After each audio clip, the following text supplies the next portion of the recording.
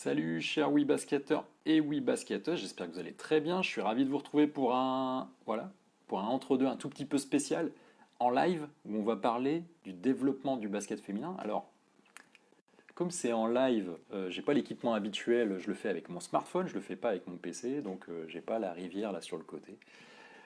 Et puis, je vous montrerai pas non plus des diaporamas. Je fais ce live vraiment pour que on puisse interagir sur des sujets que je vais donc énoncer oralement. Donc vous avez pu voir déjà la dernière émission où je vous en avais parlé un tout petit peu, certains sujets. Je vais essayer en même temps de regarder les commentaires sur mon ordi, parce que j'ai remarqué qu'en général, quand c'est sur le mobile, je les vois pas très très bien les commentaires. Donc, salut aux premiers qui sont arrivés. Je vois qu'il y a déjà 8 personnes, 10 personnes en live, c'est un véritable succès.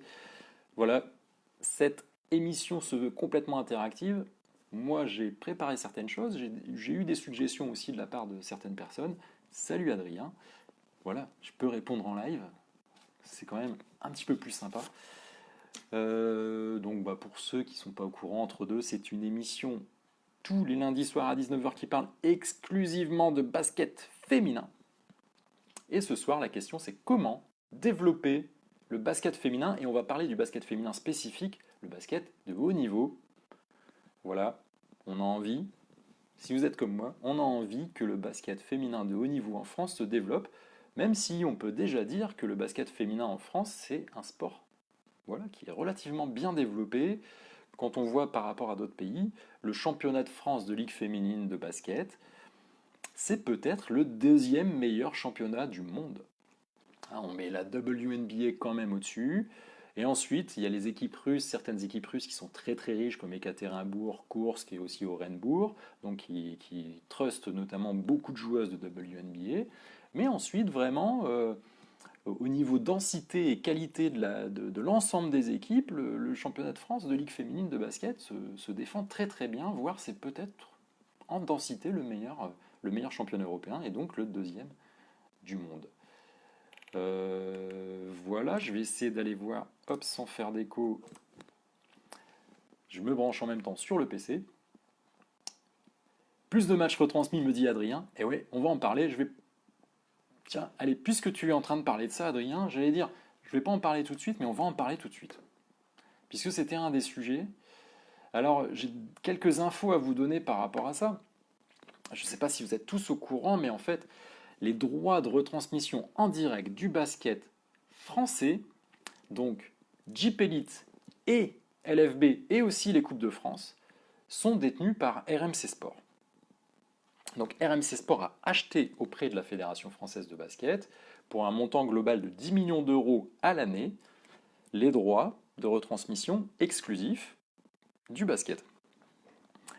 Donc, alors il faut savoir aussi que c'est des droits qui ont été cédés par SFR Sport avant, parce qu'en fait SFR Sport est devenu RMC Sport, donc là c'est la même entité, mais avant cela, les droits étaient détenus par Ma Chaîne Sport, voilà, qui pour le coup était une entité indépendante.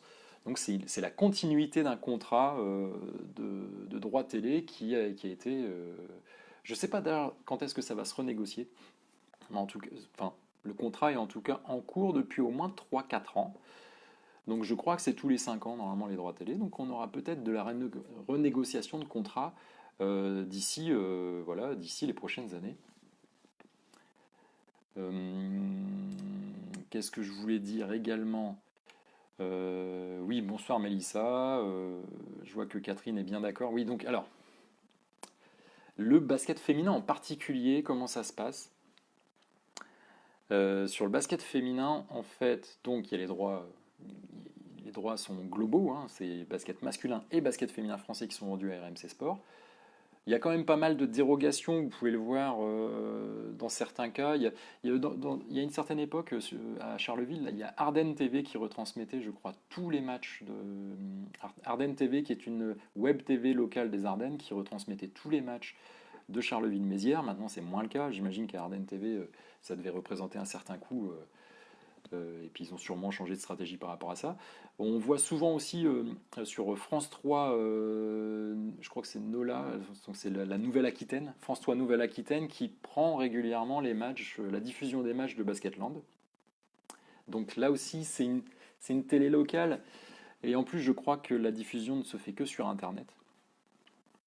Donc on est sur des petites comme ça, des petites dérogations, à savoir que la Ligue féminine de basket perçoit tous les ans, sur les 10 millions que j'ai évoqués tout à l'heure, les 10 millions qui sont au global pour le basket masculin et féminin, la Ligue féminine reçoit 1 million, un dixième. Donc voilà pour la petite parenthèse. Je suis en train de regarder les commentaires, alors hop, Adrien qui me parle du All-Star Game, bah oui, c'est un petit peu d'actualité, c'est une idée qu'on m'avait soufflée aussi cette semaine parmi les suggestions qu'on m'a faites. C'était un gros succès populaire apparemment le All-Star Game masculin qui a eu lieu ce week-end. Vraiment, Bercy était plein, je crois 16 000 personnes. Donc ça donne un bel exemple. Alors, on peut se dire peut-être qu'on aura du mal à remplir Bercy avec du basket féminin pour le moment, mais en tout cas, moi qui suis pas grand fan du All-Star Game, d'ailleurs on voit aussi même en NBA, le All-Star Game a un petit peu une cote qui baisse, on dit que le match n'a pas grand intérêt, mais on en profite pour faire une belle journée. Bon, on va dire que c'est un peu à l'image de ce qu'on fait au niveau féminin avec l'Open. L'Open, c'est quand même un week-end où c'est la fête du basket féminin en particulier. Je regarde vos, je regarde vos commentaires. Adrien, il est à fond là. Adrien, merci pour tes commentaires, mais attends un petit peu. All-Star Game féminin, sport en France, ça pourrait être pas mal pour retransmettre les matchs d'une nouvelle chaîne sportive en clair. Je reviens sur le, je reviens quand même sur le côté de la médiatisation. Moi, c'est un sujet qui me tient à cœur. D'ailleurs, si Oui Basket existe, c'est pour faire de la médiatisation du basket en général et du basket féminin en particulier, parce qu'on a observé qu'en fait, c'était sous-médiatisé. C'est en tout cas nous ce qu'on a ressenti quand on a créé la chaîne avec Thibaut Paki, on s'est dit, on n'en voit pas assez du basket féminin en vidéo. Et donc au tout début, Oui Basket TV avait pour vocation de montrer des matchs, enfin des résumés, des highlights de basket féminin en vidéo, pour que vous puissiez voir le plus possible les matchs. Petite parenthèse aussi, quand même, depuis quelques années, il y a le système Keymotion qui est généralisé. Est-ce que vous pouvez vivre, les matchs que vous pouvez regarder en direct sur LFB TV, et maintenant sur YouTube, sur le YouTube de la Fédération française de basket depuis cette année. Donc tous les clubs sont équipés en Keymotion. Le Keymotion, c'est un système automatisé voilà, de prise de vue vidéo des matchs en direct. Et donc de retransmission des matchs en direct. Des fois, il y a des petits couacs, mais c'est peut-être propre à YouTube, parce que je pense que sur Dailymotion, avant c'était sur Dailymotion uniquement, maintenant c'est Dailymotion et YouTube, et je pense que sur Dailymotion ça fonctionne nickel, ça marche à chaque fois, et sur YouTube des fois il y a des petits loupés. Mais en tout cas, ça offre quand même, en plus voilà, des droits exclusifs de retransmission télévisuelle détenus par RMC, en plus, on a la possibilité de voir les matchs en direct. Mais sans commentaire, avec une qualité d'image qui parfois laisse à désirer. Alors ça dépend aussi de l'éclairage des salles, ça vraiment, ça je tiens à le signaler, ça peut être un autre sujet aussi, c'est que quand vous voyez le système, par exemple, sur la Pro A et la Pro B, on voit que les salles, elles sont mieux équipées, que les salles sont mieux éclairées. Je vais parler d'un cas particulier que je connais bien, c'est la salle de l'ESBVA Lille Métropole, où l'éclairage, il n'est pas très bon. En fait, ça crée des contrastes, et en fait, l'éclairage, il est un petit peu trop centré à un certain endroit, et en fait, on a du mal parfois à distinguer les joueuses. Le public est un peu dans le noir, etc. Donc l'éclairage, il joue pour beaucoup. Ensuite, il y a la qualité importante, c'est la qualité du débit Internet. Ça, parfois, les clubs ne sont pas équipés en fibre. Ou en tout cas, la connexion n'est pas suffisamment stable. Et parfois, on a des coupures, parfois, on a de la pixelisation, etc. Donc la qualité n'est pas toujours au rendez-vous. Juste pour au niveau de la médiatisation, qu'est-ce que je voulais dire? Je vais quand même pas faire un monologue, je regarde aussi. Alors, hop, hop, hop, il y a beaucoup, beaucoup de commentaires. Je vous remercie, hein. Je vous remercie de participer à cette émission de façon aussi intense. Euh,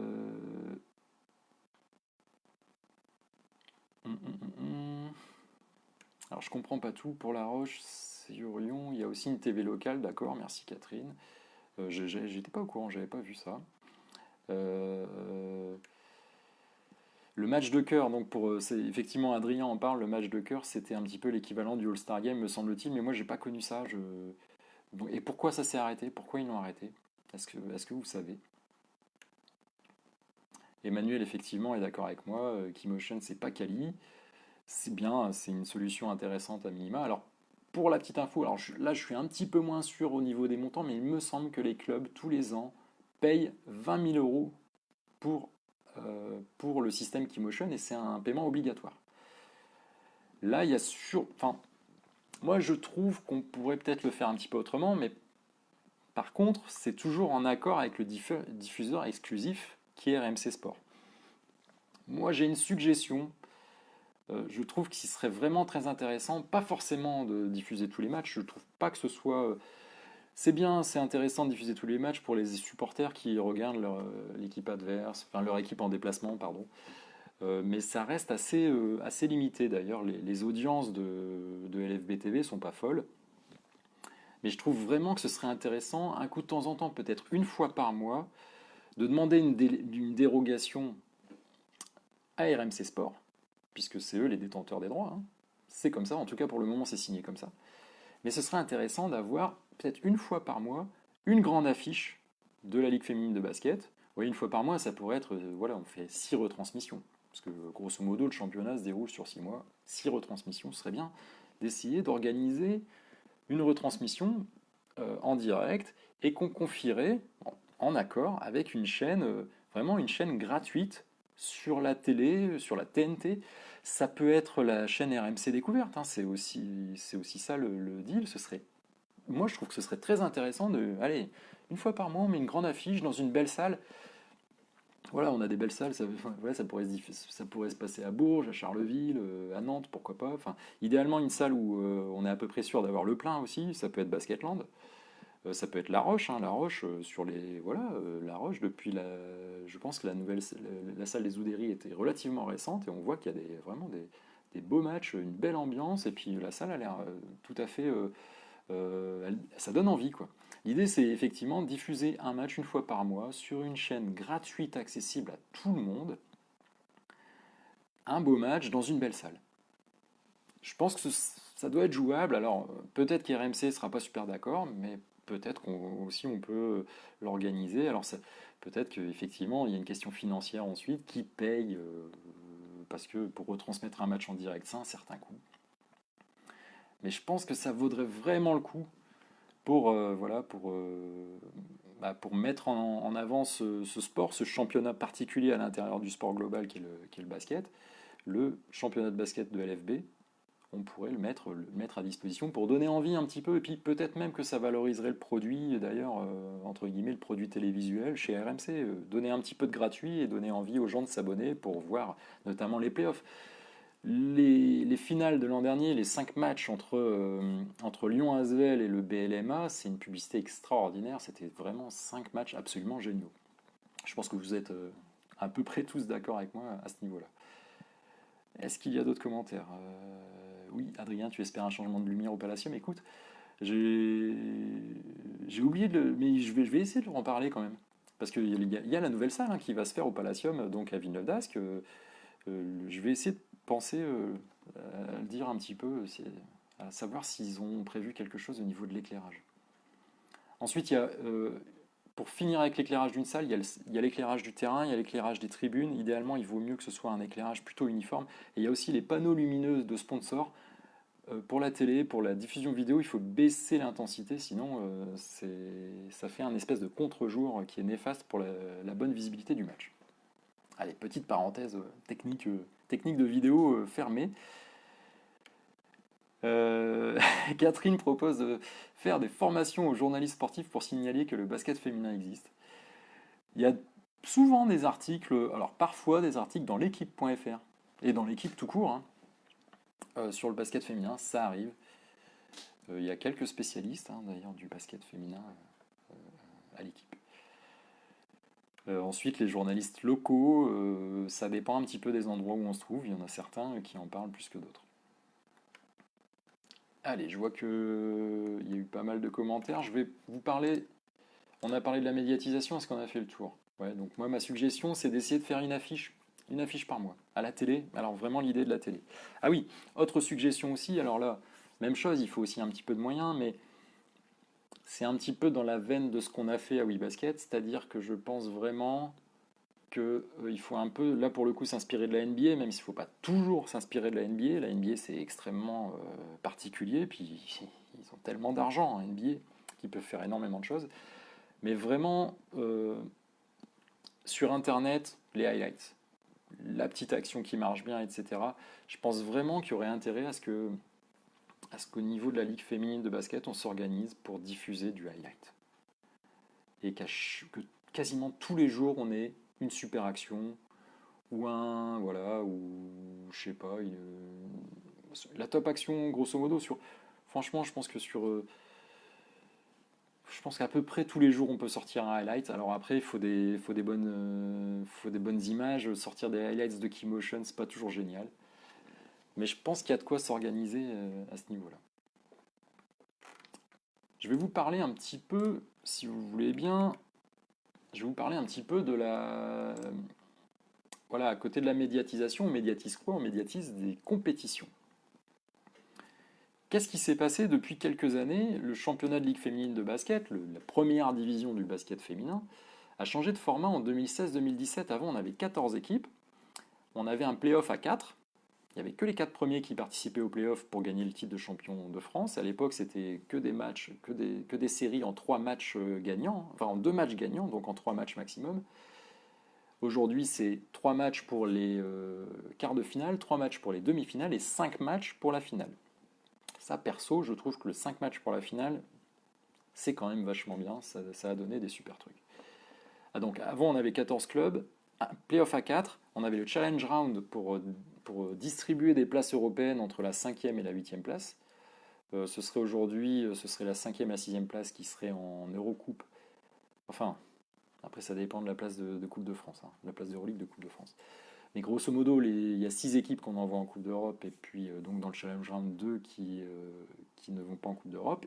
Et il n'y avait pas de play-down à l'époque, il y avait juste les 2 derniers qui descendaient. Aujourd'hui, on est à 12, on a des playoffs à 8, donc on a 2 tiers des équipes qui participent aux playoffs pour être champion de France. Alors moi, ça me choque et je ne suis pas le seul. J'ai fait une émission, voilà, un podcast qui s'appelle Mismatch il y a quelques temps.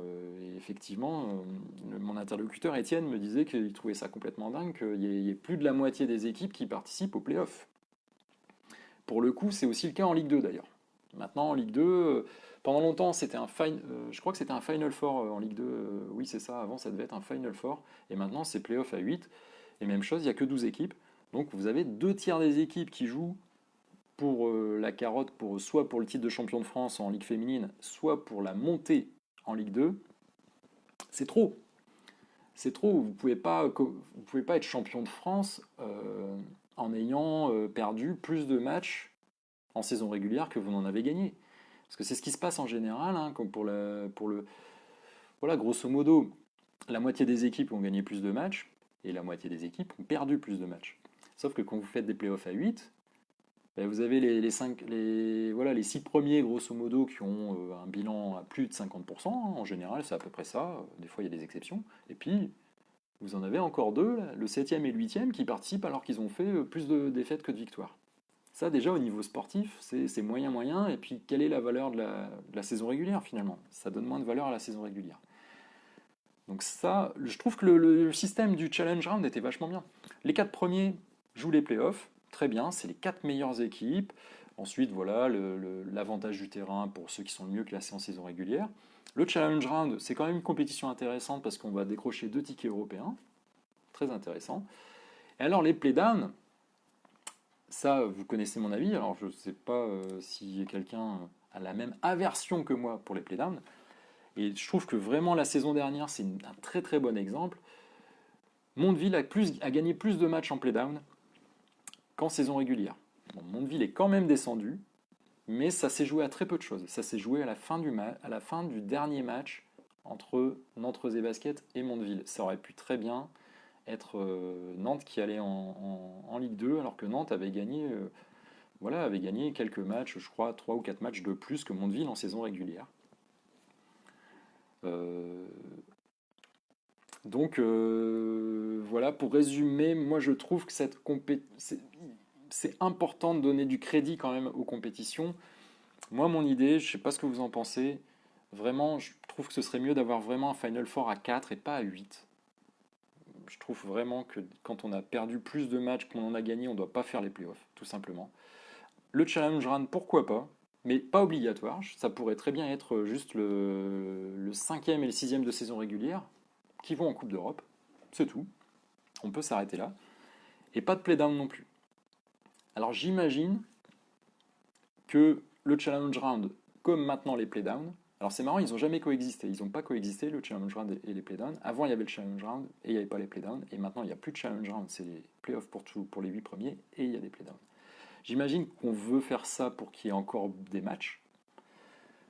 Mais je trouve ça plus important de donner du crédit à la compétition. La compétition, elle doit être crédible. Le gagnant d'une compétition, il doit le mériter. Celui qui descend, il doit le mériter aussi, grosso modo, quoi. Et faut pas se tromper non plus, faut pas faire descendre non plus une équipe qui a plutôt une bonne saison, enfin une saison régulière, on va dire moyen mauvaise, et qui en finissant mal dans des playdowns peut se retrouver dans la charrette. Ça, moi, j'aime pas trop l'idée. Et pour la Ligue 2, comme je vous le disais, c'est pareil. Pour la Ligue 2, c'est même pire. Parce que pour la Ligue 2, vous avez les 8 premiers qui jouent les playoffs. Le 9e se maintient. Et il y en a 2 qui descendent, mais il y a le centre fédéral, qu'on appelle maintenant Pôle France, je crois, qui ne peut pas descendre. C'est-à-dire que vous avez vraiment le 9e, les 8 premiers jouent les playoffs, donc le 8e peut monter. Ça peut arriver, le sport ça peut être comme ça. Le 8e peut monter. Le 9e se maintient, et si vous êtes 10e, vous descendez. J'ai un exemple très précis, la descente d'Arras. Mon club, voilà, moi je suis originaire d'Arras, comme vous le savez peut-être. Je l'ai vu en direct. Arras a perdu son dernier match de saison régulière face à Charnay, d'ailleurs, qui est monté 2 années plus tard. Après prolongation. Après prolongation. Si Arras gagnait ce match-là, il finissait 7e et pouvait peut-être même monter en faisant une super campagne de play-off, on ne sait jamais, sur l'euphorie de ce match-là. Donc vous voyez, vous vous retrouvez 7e, vous jouez le championnat de France. Le titre de championnat de France, c'est la montée. Mais au lieu de ça, perte en prolongation, Arras s'est retrouvé 10e. Donc effectivement, c'était une zone du championnat où c'était très serré. Mais alors de 7e où vous jouez les playoffs, en un match, dernier match de saison régulière, vous vous retrouvez 10e et vous descendez. Ça, j'ai un problème avec ce truc-là. Et la même chose, pourquoi pas le Final Four. Je ne suis pas un grand fan des Final Four, mais ça tiendrait qu'à moi d'ailleurs. Le premier de saison régulière de Ligue 2 monte, terminé. Le meilleur de la saison régulière monte, c'est tout. Pourquoi encore faire des playoffs? Je sais qu'on aime les playoffs, mais je trouve que quand c'est de la relégation, de la montée et de la relégation, je trouve vraiment qu'il faut récompenser l'équipe qui a été la plus forte tout au long de la saison régulière. Ensuite, qu'il y ait des playoffs dans le championnat de France, dans l'élite, c'est génial. Ça, de toute façon, je pense que dans le basket, c'est culturel et puis c'est un petit peu ce qu'on attend tous. Mais pour la montée et la relégation, je serais assez partisan que ce soit un petit peu plus serré et que vraiment on récompense ceux qui sont les plus réguliers sur l'ensemble de la saison régulière. Salut Christophe, j'espère que tu vas bien. Alors dites-moi un petit peu ce que vous en pensez par rapport à ça. Je suis même pas sûr d'avoir correctement tous les commentaires. Ouais, je vérifie quand même. Hop. Et même chose aussi sur la NF1. Alors sur la NF1, c'est encore particulier. Sur la... voilà, Emmanuel est d'accord avec moi. Merci Emmanuel. Tu me soutiens sur pas mal de choses. En tout cas, on est raccord sur pas mal de choses. Sur la médiatisation et aussi peut-être sur les systèmes de compétition. Sur la NF1, comment ça se passe? Il y a 2 groupes en NF1. Les 2 premiers de chaque groupe se retrouvent pour un espèce de Final Four, mais c'est pas en un lieu en 2 jours. Ça ressemble plutôt au playdown d'ailleurs. C'est-à-dire qu'on se retrouve à 4, les 2 premiers de chaque groupe, et se rencontrent tous comme dans un mini championnat. Et en fait, on prend en compte les matchs qui ont déjà eu lieu entre les 2 équipes des 2 groupes. Je ne sais pas si j'ai été suffisamment clair, mais déjà, si je ne suis pas suffisamment clair, ça veut dire que la compétition, elle est peut-être un petit peu trop, c'est peut-être un petit peu trop compliqué. Et les playdowns, je trouve ça aussi un petit peu trop compliqué. Il faut savoir être clair dans les compétitions pour que les gens comprennent mieux. Parce que pour avoir des suiveurs, pour avoir des fans, il faut aussi que le système de compétition il soit facile à comprendre. C'est le meilleur qui gagne à la fin, c'est le moins bon qui descend à la fin. Voilà, bon, ça vous inspire pas de ouf. On va peut-être passer à un autre sujet. Je vois qu'il y a un petit peu de monde qui arrive, je suis très content. Qu'est-ce que j'avais noté comme autre sujet? Alors sur les compétitions, voilà, bon, je vais parler un petit peu tout, LFB. Ah oui, il y a une grosse compétition, il y a une compétition, même chose où je suis assez critique. Alors voilà, c'est cette émission ce soir, on va beaucoup être critique parce qu'en fait, c'est jamais assez bien. Je signale quand même, je continue à dire qu'en fait, le basket féminin se porte bien en France, même si, je trouve qu'il faut quand même continuer à essayer de le développer parce que bah, moi, personnellement, je suis assez jaloux de ce qui s'est passé avec le foot féminin cet été. Le foot féminin, qui grosso modo n'a jamais été un grand sport féminin, ou en tout cas c'est très très récent, eh bien, médiatiquement parlant, là, cet été, on n'a vu que la Coupe du Monde féminine sur TF1. Et franchement, le basket, bah voilà, on peut en être jaloux parce qu'en fait, le basket féminin notamment, hein, et en particulier le basket féminin, c'est un sport professionnel et structuré depuis très longtemps, beaucoup plus que le foot, avec beaucoup plus de professionnalisme, plus d'argent aussi. Les budgets des clubs de basket féminin de haut niveau, alors je ne connais pas les chiffres, mais j'ai déjà vu des chiffres circuler, et puis en fait, il y a plus d'argent dans le basket féminin que dans le foot féminin au global. Alors au foot, ils ont deux cas particuliers, qui est l'OL, hein, qui a été financé largement donc par la partie masculine et Jean-Michel Aulas, hein, et le PSG, qui c'est un peu la même chose, le PSG qui a été largement financé par QSI. Donc mis à part ces deux-là, le foot féminin, c'est très très amateur, hein, c'est du semi-professionnalisme, mais ça se développe, et ça se développe plus vite. Et ils sont peut-être en train de passer, en tout cas en termes de médiatisation, le foot féminin est probablement passé devant le basket, alors qu'en fait, c'était pas du tout le même niveau. Donc voilà, la petite parenthèse avec le basket. Le basket féminin se porte bien, mais il y a de la concurrence. Et il y a de la concurrence, alors tous les sports sont de la concurrence, et on peut même penser aussi que le basket masculin, c'est la concurrence avec le basket féminin. Ça, c'est un autre débat, mais c'est possible aussi. Et puis, notamment, les sports féminins sont de la concurrence directe. La dernière compétition dont je voulais parler, et qui m'ennuie, cette compétition m'ennuie, mis à part la finale, c'est la Coupe de France. Je vous en ai parlé sur la dernière émission, la Coupe de France. Cette année, il y a deux plateaux pour les demi-finales et quarts de finale. C'est une espèce de petit Final Four, mais bon, la toute dernière finale se jouera en avril à Bercy. Et ça, c'est un super événement, j'avoue. La finale, c'est vraiment très intéressant. D'ailleurs, les finales de Coupe de France sont c'est super à suivre à Bercy. Mais pour le reste, moi, c'est une compétition que j'ai dans le nez parce que, contrairement à la. Hop, je vais retirer les commentaires du smartphone. Contrairement justement à la Coupe de France de foot, celle qu'on connaît, la Coupe de France masculine de foot, où vous avez les petits poussés qui vont jusqu'en finale, vous avez tous les clubs qui peuvent jouer la Coupe de France. Mais déjà en Coupe de France de basket, que ce soit chez les garçons ou chez les filles, c'est pareil. Vous avez la Coupe de France des pros et la Coupe de France des amateurs, qu'on appelle Trophée Coupe de France, celle des amateurs. Et à la finale, on a les deux, ce qui est assez sympa hein, d'avoir les deux en finale, le vendredi et le samedi, à Bercy. Mais déjà, la Coupe de France, comme on l'entend là, pour le basket féminin en particulier, le trophée Joe Jaunet, eh bien, ça ne compte que les clubs professionnels déjà, donc c'est plutôt une coupe de la Ligue. Et en plus, ce qui m'agace, ce que j'aime pas dans cette compétition, c'est justement comme dans la Coupe de la Ligue au foot, c'est qu'on a une entrée échelonnée. C'est-à-dire on commence par les clubs de Ligue 2 et puis les deux clubs finalistes du dernier trophée Coupe de France. Donc cette année c'était Orthez qui avait gagné et puis Voiron qui avait été finaliste. Donc la Ligue 2 et puis les deux clubs de National jouent leur 16e de finale ou leur 32e de finale, quelque chose comme ça. Ouais c'est ça.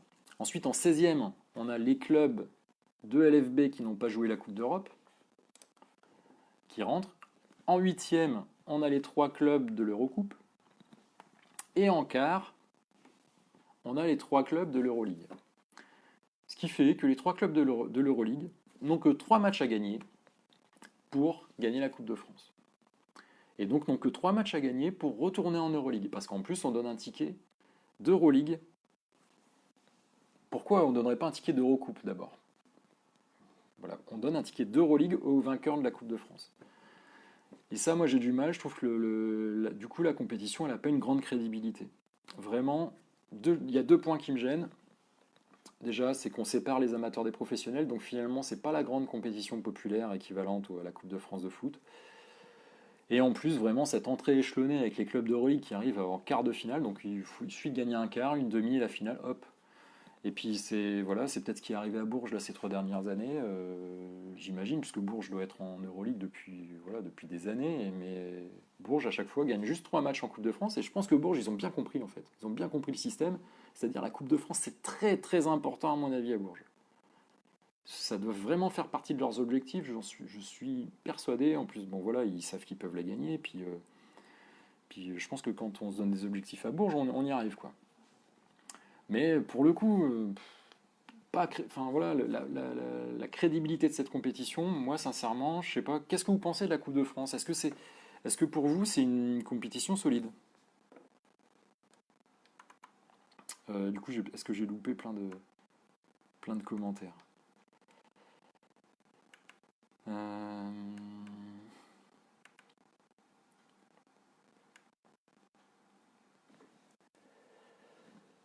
Alors Adrien m'avait parlé de la NF1, excuse-moi Adrien, j'ai pas vu ton commentaire au moment où je parlais de la NF1. Alors c'est Benjamin qui dit tout le monde doit jouer dès le premier tour et réel tirage au sort. Donc j'imagine que c'est pour la Coupe de France, je regarde, est-ce que j'ai pas la date, le moment où tu as posté ce commentaire, mais oui, ouais d'ailleurs je pense qu'au foot, la Coupe de France c'est comme ça, c'est la Ligue 1, elle rentre, tout le monde rentre en même temps. Il faut savoir que la Coupe de France est organisée par la Fédé et la Coupe de la Ligue organisée par la Ligue. Bourges Basket, 23 ans d'Euroleague consécutive, me dit Frédéric. Consécutif Frédéric, c'est ça? Alors, et pourquoi pas les autres niveaux, rajouter des points d'avance? Ouais, c'est une idée. Il y a aussi un autre truc, moi, qui me plairait assez en fait en Coupe de France, c'est qu'on joue des matchs aller-retour, comme en Coupe d'Europe. Je trouve que c'est des super matchs, et notamment pour avoir un petit peu de monde dans les salles aussi. La Coupe de France souffre quand même d'une certaine désertion du public dans les salles. Est-ce que c'est parce que la compétition justement elle n'est pas assez sexy, ou est-ce que ça a lieu un peu en semaine? Euh, C'était pas en semaine la dernière fois, hein, c'était un week-end. Donc c'est pas forcément ça. Est-ce que le championnat, en tout cas le championnat a l'air de mieux vendre que la Coupe de France. Moi je serais assez pour que, bon, alors forcément ça rajoute des matchs et on va peut-être me parler des calendriers. Il y a la FIBA qui a ses dates. C'est assez nouveau aussi d'ailleurs, hein, maintenant les qualifications pour l'Euro. Et peut-être pour la Coupe du Monde aussi, qui ont lieu en pleine saison avec des dates FIBA qui sont nouvelles. Donc il y a peut-être un petit peu moins de place aussi pour les autres calendriers. Mais tiens, oui, j'en ai pas parlé. Quand même, moi personnellement, il y a vraiment un truc qui me gêne, c'est qu'on commence la saison en octobre et qu'on la finisse en avril. Enfin, franchement, en septembre, tout le monde commence, hein. Tous les sports commencent en septembre, mais le basket féminin, pourquoi ça commence en octobre? Moi, je, moi, je suis frustré en tant que spectateur. Et dites-moi ce que vous en pensez, avoir plus de matchs, plus d'équipes. Bon, je sais qu'ils ont réduit de 14 à 12 parce qu'il y avait eu des problèmes financiers de certaines équipes en Ligue féminine. Pour la petite histoire, en Ligue 2, ça a été réduit aussi de 14 à 12, donc c'est pas 2 clubs pro en moins, c'est 4 clubs pro en moins. Euh, mais alors, soit avoir plus de clubs en Ligue féminine pour avoir plus de matchs. D'ailleurs, moi, dans les propositions que je fais, c'est aussi avoir moins de playoffs, donc peut-être plus de matchs de saison régulière. Soit faire une Coupe de France avec plus de matchs, des matchs aller-retour.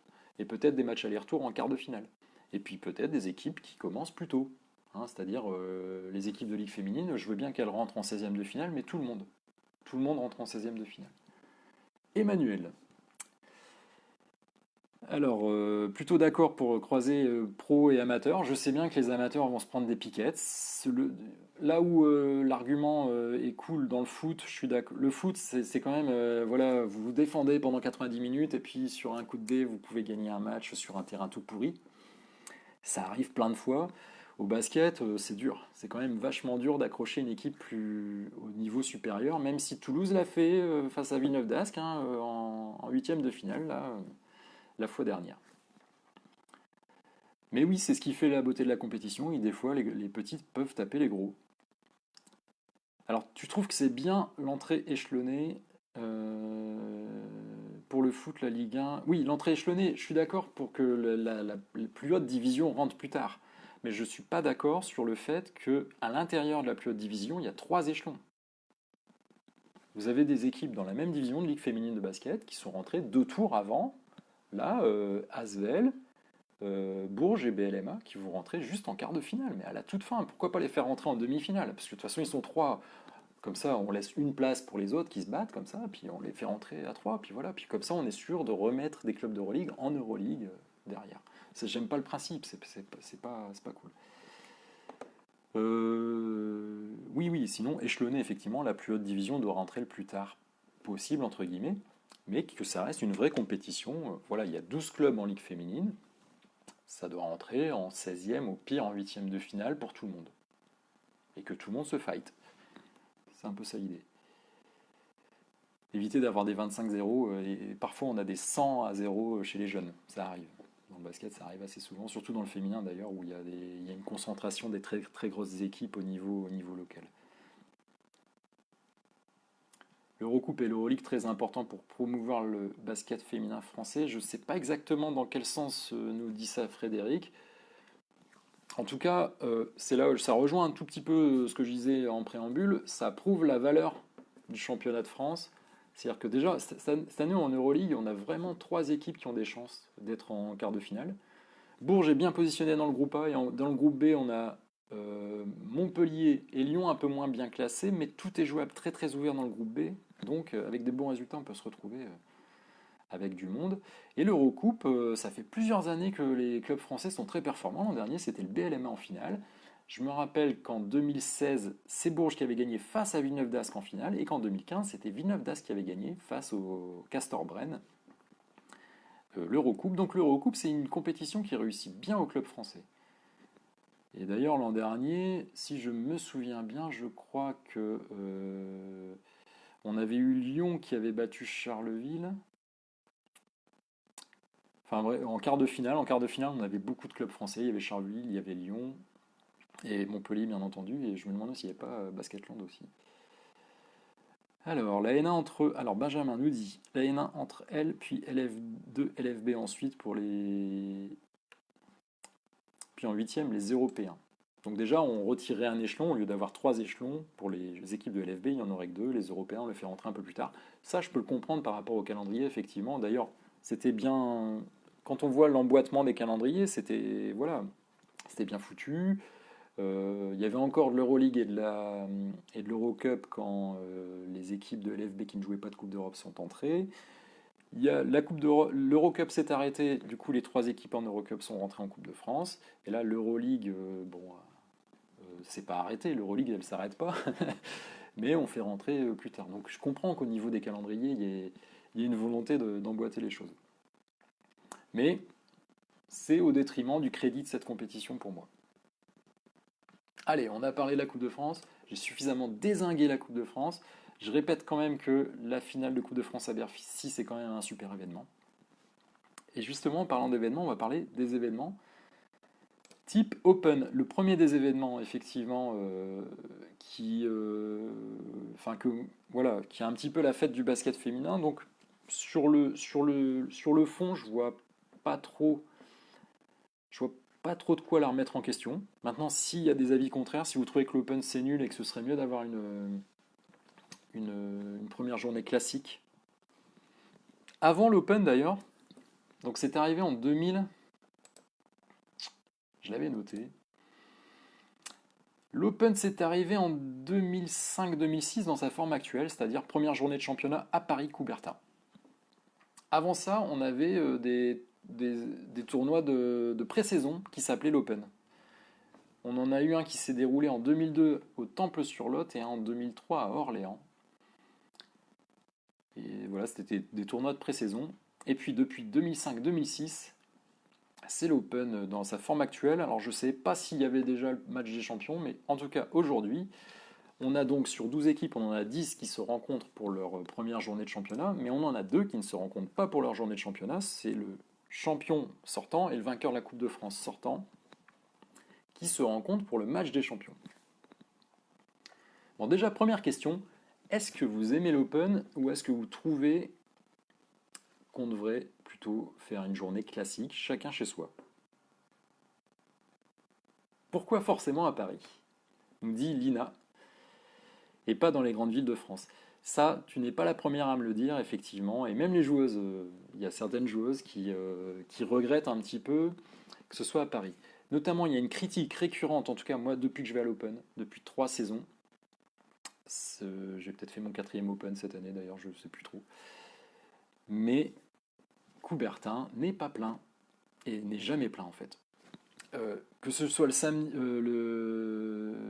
samedi dans l'après-midi ou en soirée, on a l'impression que ça tourne. Alors, on a aussi les supporters de chaque équipe qui arrivent un petit peu à leur match, qui arrivent peut-être un petit peu avant, qui restent peut-être un petit peu après. Mais grosso modo, ça tourne et on n'a pas énormément de monde et c'est jamais plein. Ce n'est jamais plein. Coubertin, ça fait. Coubertin, ça fait 4000 places. Je pose une question. Si on faisait l'Open à Bourges, par exemple, hein, qui fait 5000 places, le Prado fait 5000 places, est-ce que ce serait plein? Là, c'est le moment, hein, les supporters du Tango, là, de me dire s'ils seraient là pendant 2 jours. C'est-à-dire aussi pendant le match où il n'y a pas votre équipe. Et Lina, en tout cas, le sentiment, les personnes qui pensent comme toi, c'est-à-dire que ce serait bien de faire l'Open délocalisé, mais je pense que c'est un petit peu aussi les partisans de ceux qui pensent que l'équipe de France doit se délocaliser, parce qu'en fait, bizarrement, en province, quand c'est un événement comme ça, qui n'a pas lieu tous les ans chez eux, et ben les gens viennent, parce qu'ils se disent, waouh, super événement, au lieu que ce soit tous les ans, là tous les ans à Paris, c'est fait pour développer voilà, le public parisien. Mais le public parisien, c'est assez drôle parce qu'il y a beaucoup de gens qui aiment le basket à Paris. Bah, d'ailleurs, voilà, Bercy était plein pour le All-Star Game masculin. 16 000 personnes. Visiblement, pour le féminin, on a du mal à développer ce public-là. Benjamin a la même idée que moi. Ouais, moi je trouve que ça fausse le match des champions. Ce serait bien qu'il ait un enjeu, parce que le match des champions, c'est un match honorifique. Alors c'est bien, c'est un trophée entre guillemets, mais quand on parle aux coachs et aux sportifs, alors oui, ils aiment bien gagner, etc. Mais ça n'a pas la valeur d'un match de championnat. En plus, ça décale le nombre de matchs en début de saison. Et moi, je suis pour qu'il y ait un match des champions, ok, mais ça compte, que le match compte. Là d'ailleurs, c'était Asvel-Bourges. Ils ont rejoué le match un petit peu plus tard dans la saison, je sais plus, je crois que c'était en novembre. Bon, il s'avère que Lyon a gagné 2 fois. Lyon a battu Bourges les 2 fois. Donc bon, on aurait pu faire le premier match, et puis voilà, le premier match il compte, comme pour tout le monde. Je suis d'accord avec toi, Benjamin, je pense que c'est. Tout en désignant ça quand même comme le match des champions, hein, c'est-à-dire on désigne le match des champions, non seulement tu repars avec un trophée, tu es vraiment le champion, le super champion de France, on va dire, de l'année précédente, mais en plus tu as gagné ta première journée de championnat. Et en plus d'ailleurs, ça changerait rien pour le match retour, parce que le match retour, il est de toute façon programmé aux mêmes dates. C'est-à-dire que c'est un espèce de match blanc. Je ne sais pas pourquoi ils font ça. Peut-être qu'ils ne pourraient pas déclarer que c'est une compétition différente. C'est peut-être juridique, j'en sais trop rien. Quand même, argument pour le fait que. Il ne faut pas oublier que le fait que ça se déroule à Paris, il y a quand même un argument qui est assez important, c'est que tout le petit monde, tout le petit milieu du basket féminin peut se retrouver plus facilement à Paris. J'ai pris l'exemple de Bourges tout à l'heure, même si Bourges c'est au milieu de la France, eh ben, c'est moins facile d'accès pour tout le monde. Donc je comprends l'argument de faire ça à Paris, vous avez tout le monde qui peut y aller plus facilement. Forcément, Paris c'est la capitale, c'est là où il y a le plus d'autoroutes pour y aller, c'est là où il y a le plus de lignes de TGV pour y aller. Donc tout le monde peut s'y retrouver, les supporters, les équipes facilement. Coubertin, petit point aussi, Coubertin a des terrains annexes dans le complexe. On peut entraîner les équipes, on peut organiser l'entraînement des équipes assez facilement. Est-ce que ce serait pareil?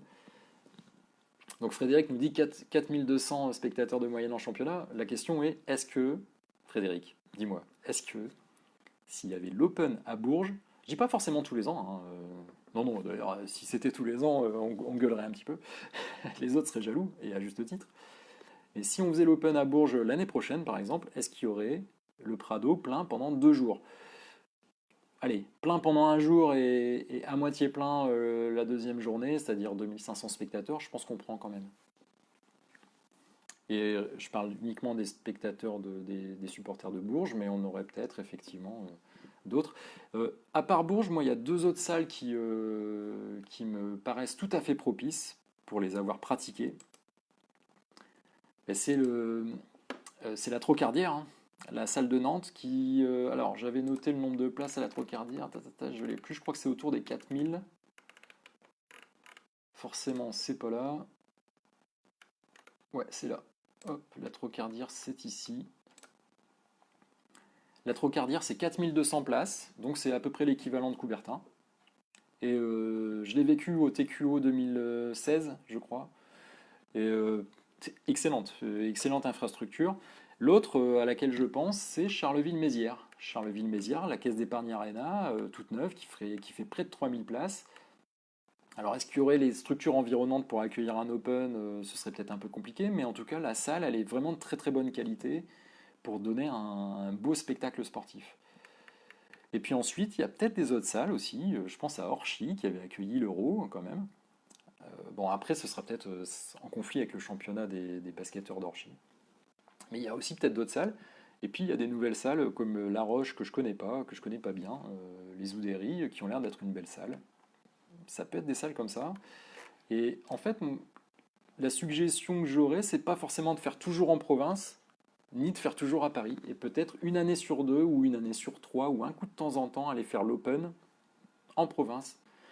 Et voilà, commençons par Bourges. Ensuite, voilà, 2-3 ans plus tard, pourquoi pas à Charleville ou à Nantes, etc., etc.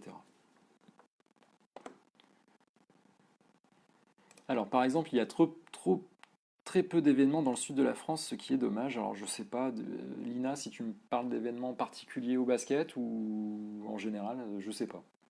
Bon, j'imagine qu'il y a très peu d'événements en dehors de Paris, en fait, hein. Il y a sûrement 2, 3, 4 fois plus d'événements à Paris qu'en province, tout réuni, en général.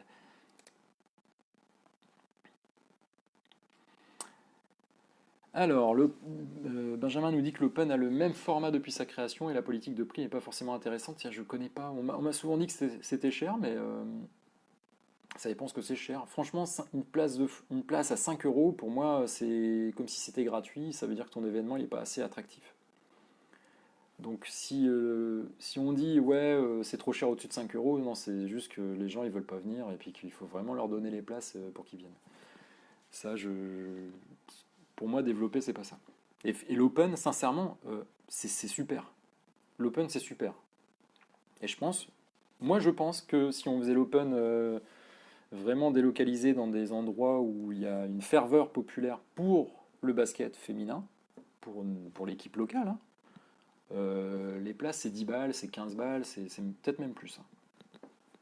Je pense que les gens viendraient vraiment. Mondial de foot féminin, les places à 5 euros, voilà, bon. Ils avaient des places à vendre. Parce que c'est dans des stades. Il y a beaucoup, beaucoup de places à vendre. Donc, mais remarque, 5 euros dans les stades de foot, ça veut dire peut-être 10-15 euros dans les salles de basket, hein. C'est jouable. Est-ce que, est-ce que je voulais aborder un autre sujet au niveau des compétitions? Je vous cache pas que j'ai presque 1 heure d'émission. Je vais essayer de faire court parce que il y a beaucoup de choses à dire et vous avez aussi beaucoup de choses à dire, ce qui est super. Et je pense que c'est peut-être un format qu'on refera pour des choses en particulier. Donc la délocalisation de l'Open, il y a beaucoup de monde qui en parle. Le match des champions, qu'est-ce que vous en pensez? Est-ce que le match des champions doit compter pour le championnat? On est 2 à l'avoir dit. Benjamin et moi.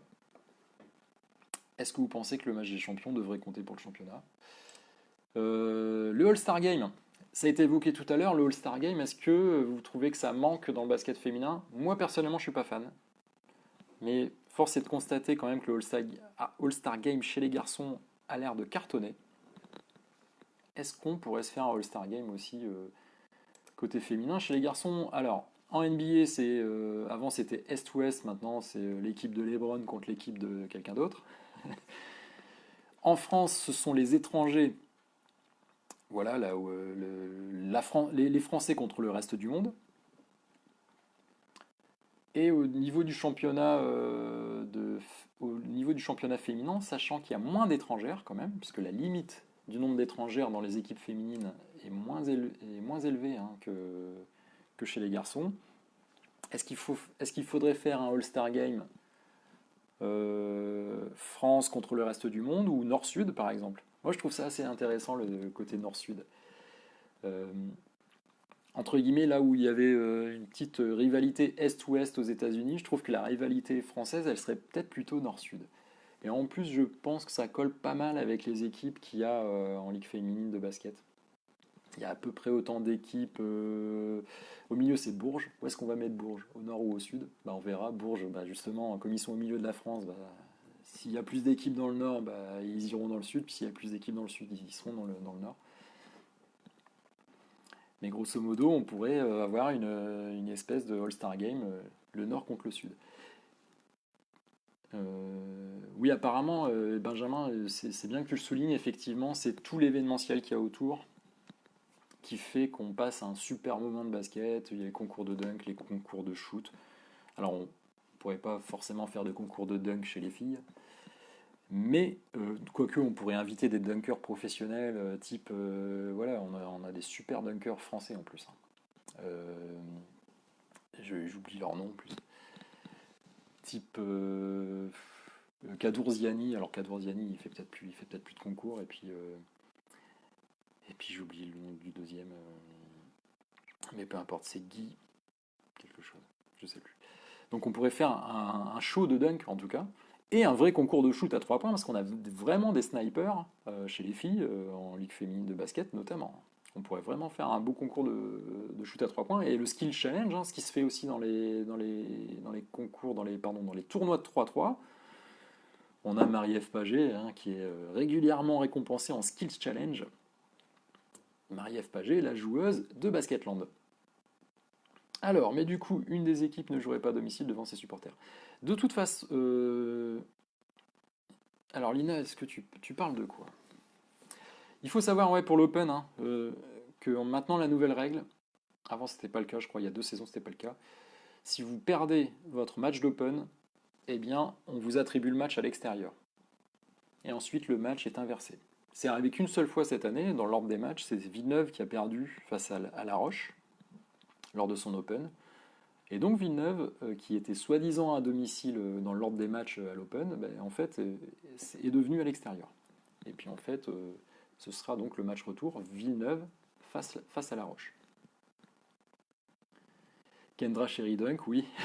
Est-ce qu'il y a de quoi en faire des concours? Là, je sais qu'il y avait Candace Parker qui avait gagné un concours de dunk face à des garçons. Maintenant, on peut laisser Kendra Sherry faire un concours toute seule. Non, je pense que. Bon, mais il y a peut-être d'autres petites idées à créer pour faire une belle. Voilà, une journée de basket All-Star Game. Et les gens qui ont connu le match du cœur ou quelque chose comme ça, est-ce que vous pouvez me dire un petit peu, est-ce que c'était un All-Star Game en fait? C'était sous quelle forme? Oui, Lina, tu parles du match des champions, bah, même règle que pour l'Open. Ça, ça pose une toute petite question quand même, l'histoire des matchs inversés à l'Open. C'est un petit peu un point négatif, c'est-à-dire quand vous perdez à l'Open, bah, vous gagnez un match à domicile en plus dans la saison. Alors sportivement, voilà, vous avez perdu donc le match à domicile, vous avez plus de chances de gagner, mais économiquement, c'est pas pareil. Et notamment pour certaines salles, la billetterie c'est important, et puis à vos partenaires, vous vendez un match en plus. Il y a un match, il y a un VIP en plus. Donc voilà, voilà. Ça pose, voilà, mais bon, à un moment donné, il y a forcément des avantages et des inconvénients dans tous les systèmes. On a parlé du All-Star Game, on a parlé de la médiatisation, on a parlé des compétitions. Le dernier point, ah ouais, petit point mais très vaste, que je voulais évoquer avec vous, c'était la structuration des clubs. Ah, la petite suggestion de Chloé pour le All-Star Game. Une joueuse dans chaque équipe du championnat, plus des anciennes internationales, le tout au profit d'une association. Ah non, c'est pas la suggestion, c'était le rappel du match du cœur, c'est ça. Ça s'appelait le match du cœur, c'était bien ça. Une joueuse dans chaque équipe du championnat, pas mal. En fait, l'idée est pas mal, hein. Chaque équipe est représentée. Les anciennes internationales, du coup.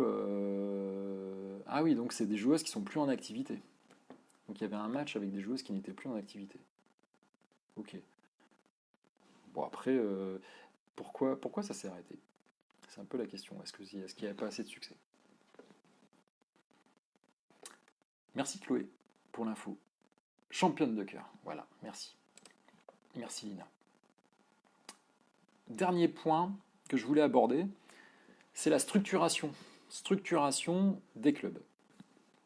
Là, je n'ai pas eu trop de suggestions pour préparer cette émission. Mais moi, j'ai des choses. Je trouve que. Alors, il y a du boulot qui est fait dans des clubs, hein. Il y a vraiment des clubs, et de toute façon, ça se voit quand même. Il y a des clubs qui se structurent de mieux en mieux. Il y a des clubs déjà très très bien structurés comme Bourges. Voilà, clairement, Bourges est la locomotive du basket féminin en France, bien entendu. Et donc, c'est un club qui est très structuré au niveau commercial, au niveau communication, au niveau sportif, au niveau infrastructure. Forcément, on a parlé du Prado, ça reste quand même la plus grande salle moderne de basket féminin, avec 5000 places. C'est une super salle qui est faite pour ça. Voilà, au niveau de Bourges, on a fait une salle spéciale pour les tangos. Donc ça prouve vraiment l'avancée. À Charleville, bah, au début, la salle elle avait été faite pour les Flammes et l'Étoile, qui étaient en Pro B. L'Étoile est un petit peu descendue, je crois, ou peut-être même bien descendue. Mais Charleville est aussi un exemple de structuration. Voilà, ils sont très actifs aussi au niveau commercial et au niveau communication. Je trouve que les deux vont ensemble d'ailleurs. Et d'ailleurs, moi, je trouve que la ligue féminine, alors il y a des règles bien, bien strictes au niveau financier pour intégrer la ligue féminine de basket. C'est pour ça d'ailleurs que Charnay avait été un petit peu dans la balance pour valider sa montée sportive, puisqu'il fallait, je crois, un budget minimum. Et puis Charnay, ils ont vraiment bien bossé pour aller chercher de l'argent auprès de leurs partenaires pour pouvoir valider leur montée en ligue féminine de basket. Je trouve en plus, alors c'est un petit peu dur, mais je trouve en plus que ce serait intéressant d'imposer au club d'avoir des postes structurés, des CDI ou au moins des CDD, parce on peut considérer que le basket c'est saisonnier, puisque l'été en plus la trêve est très longue, mais au moins des postes à plein temps pour le commercial et la communication. Moi, je suggère vraiment que ce soit obligatoire dans tous les clubs de ligue féminine de basket, dans l'élite du basket, il y ait un poste à plein temps à la communication et un poste à plein temps au commercial. Donc le commercial, c'est vendre des espaces publicitaires, c'est aller trouver des partenariats avec les collectivités territoriales, etc. etc. Et la communication, bah, c'est publier des highlights, c'est publier des articles tout le temps, c'est voilà, s'assurer qu'il y a des belles photos, d'avoir voilà, une mise en valeur des sportives, etc., etc. Tous les clubs l'ont pas, les clubs les plus structurés ont les deux, parfois même plus. Il y a parfois même plus de personnes que deux. Mais je trouve que ça devrait être un minimum. On voit que c'est pas tout à fait le cas. Alors, Benjamin me dit des clubs malheureusement attirent juste pour les pros, mais n'ont pas des espoirs uniquement par obligation. Donc des espoirs uniquement par obligation, on oublie la formation. Ouais, alors ça, la formation, c'est très simple. Le foot français est le meilleur championnat formateur au monde. Pourquoi? Parce que quand on vend un jeune joueur, on gagne plein de millions. Parce que quand on vend des joueurs, enfin on vend le contrat d'un joueur, on ne vend pas les gens, hein. On vend le contrat d'un joueur, bah, il y a une indemnité de transfert. Dans le basket, il n'y a pas ça. Je me suis même déjà demandé pourquoi chez les garçons, pourquoi on forme des joueurs qui sont draftés en NBA, quoi. Les gars, ils passent 1 an, 2 ans. Franck Nilikina, il a fait quoi? Une saison à Strasbourg, paf, NBA. Ouais, super intéressant de former un joueur. Chez les filles, c'est un peu pareil. Ça rapporte pas de l'argent, ça coûte de l'argent.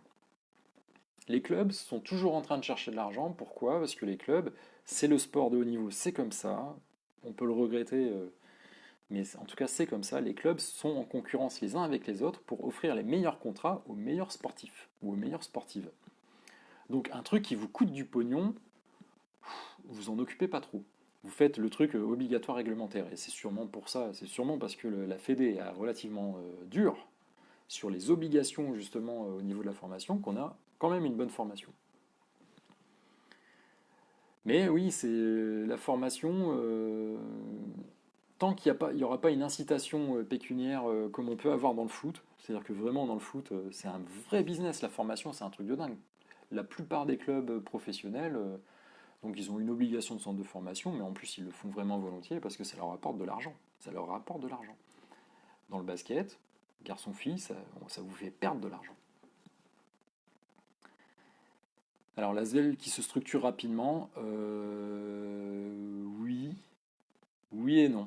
Je trouve qu'il y a des trucs très bien. Moi j'aime bien le côté, j'aime bien moi l'esprit de Tony Parker qui est dans la stabilité, c'est-à-dire on ne change pas son effectif. Par rapport à l'année dernière, l'ASVEL c'est quasiment le même effectif avec des renforts en plus. Et vraiment il y a une volonté de structurer sportivement un petit peu à l'image de non seulement de ce qui se fait en NBA, mais en plus à San Antonio. C'est vraiment la marque de San Antonio. Vous restez là, vous restez à vie. Il y a une vraie fidélité et je trouve ça bien pour créer une culture club très forte. Je trouve que c'est une très très bonne idée.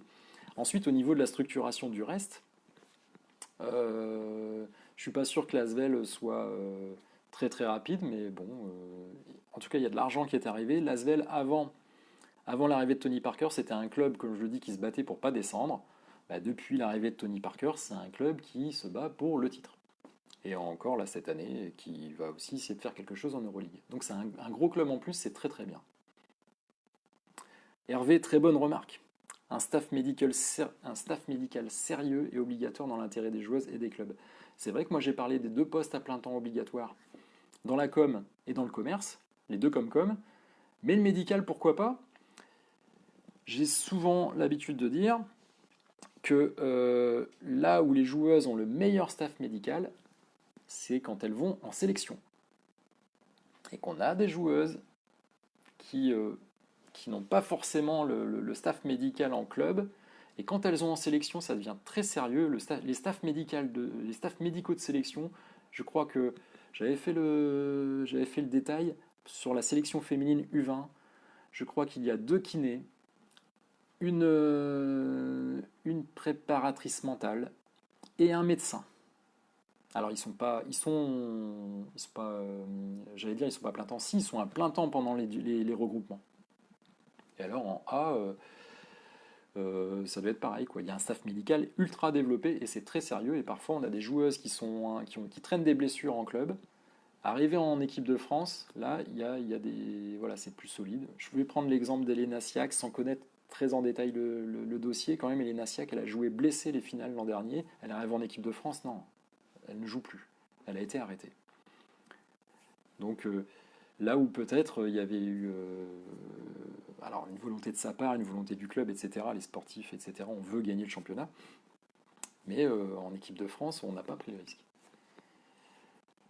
Et oui, donc pourquoi pas imposer un poste médical aussi à plein temps. Au hand, c'est une obligation, un kiné et un médecin. Au hand masculin ou féminin?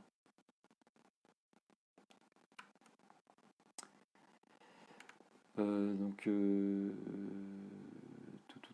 Bilal. Déjà avoir des commentaires sur les retransmissions internet. Alors je me suis aperçu qu'il y en avait à Charnay. Pour le coup, ça c'est bien. Il y en a aussi à Landerneau. Quand vous regardez LFB TV, vous aurez des commentaires dans ces 2 salles-là. En termes d'image, c'est catastrophique à regarder sans les commentaires et ça pousse pas les gens à regarder. Moi, personnellement, je ne m'endors jamais dans un match en réel. J'adore ça, mais je m'endors devant un match, devant un match en Keymotion. Ah, des fois, je peux pas. C'est soporifique. En plus, on n'a pas forcément le bon son, etc. Puis si le match est un petit peu... Le commentaire, ça ajoute énormément. C'est une très très bonne remarque. Le commentaire, ça ajoute énormément dans le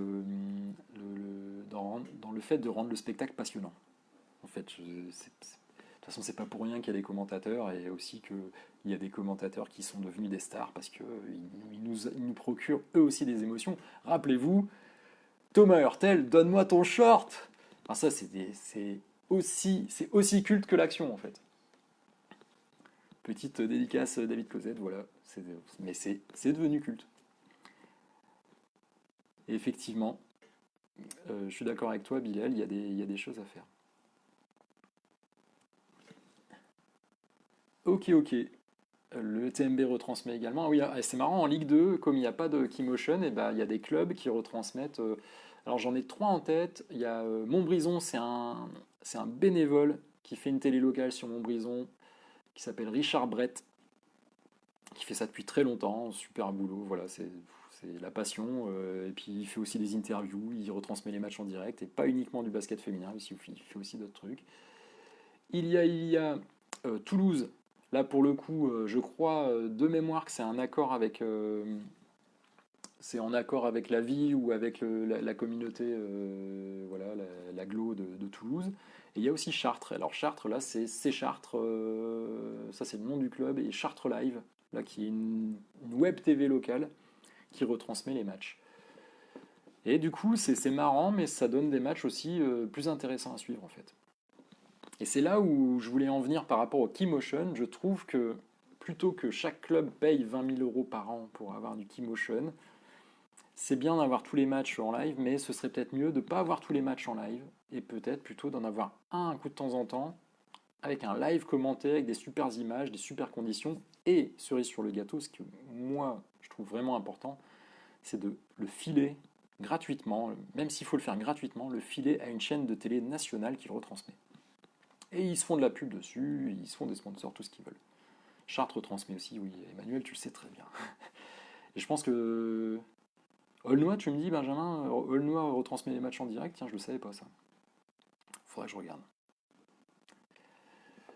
Voilà, voilà. Allez, on va arrêter là. Euh, 1 heure. C'est pas mal. Je remercie vraiment, alors je remercie tout le monde d'avoir participé. Je ne vais pas citer les prénoms parce que sinon je vais en oublier. Merci à tous d'avoir participé. Si vous voulez qu'on discute d'autres sujets à l'avenir, voilà, mettez-moi ça en commentaire. Et puis je referai des émissions peut-être un petit peu spéciales quand il n'y aura pas de match. Alors oui, tiens, je vais conclure avec le fait que, hop, je vais donner quand même le programme de la semaine, puisqu'il n'y a pas eu de match ce week-end, mais il y en a le week-end prochain. Il s'agit, hop, de la Ligue féminine de basket. Allez, je refais un petit peu. La 10e journée de la Ligue féminine de basket, nous aurons le 5, c'est un dimanche, si je ne dis pas de bêtises. Tout le monde joue dimanche, ouais, c'est ça. Tout le monde joue dimanche, sauf un match décalé entre Villeneuve et Saint-Amand qui a lieu mardi. Alors, Tarbes-Charnay à 15h30. On va pouvoir se taper une journée de LFB TV. 15h30, Tarbes-Charnay. 16h30, LDLC-Asvel face à La Roche-Vendée. Et puis, Landerneau face aux Flammes Carolo. À 17h, nous avons Montpellier face à Basketland. À 18h, Bourges face au Nantes Rosé Basket. Et le mardi, en match décalé à 20h, je ne sais pas pourquoi, mais c'est pas grave, et j'y serai. Le SBV à Lille Métropole recevra Saint-Amand et nos baskets pour le Derby du Nord. Et puis en Ligue 2, alors en Ligue 2, comme je l'avais signalé, il y a une partie de la 9e journée qui s'est déjà jouée au mois de décembre, le 13 et le 14 décembre. Mais il reste 3 matchs entre le TMB Toulouse Métropole Basket, donc ce sera le 5 janvier, le dimanche aussi, à 14h30. À 15h30, nous aurons Angers, donc Toulouse sera, oui, on a même Toulouse qui retransmet le match en direct. À 15h30, nous aurons Angers face à Mondeville. Et également à 15h30, Reims Basket féminin face à la Tronche Mélan. Ah, Bilal, c'est toi qui commentes acharné, oui, c'est vrai. Je n'ai pas fait le rapprochement, mais je me rappelle du prénom. Et continuer comme ça, c'est mieux. C'est plus sympa. Moi, j'ai eu l'occasion de regarder donc, le match que vous avez commenté face à Villeneuve, et en plus, très très bon commentaire. Je vous félicite. Merci Hervé pour ton compliment. Merci à tous. Je vous dis à très bientôt. Alors oui, voilà, Si vous voulez regarder, je dis toujours un petit peu les mêmes choses quand même. Likez la vidéo, commentez, partagez, abonnez-vous. Qu'est-ce que j'oublie? Oui, téléchargez la vidéo Joue la comme Proust. Voilà, je vous mettrai le lien dans la description comme à chaque fois. Et puis, vive le basket féminin. Ciao, à bientôt, merci à tous.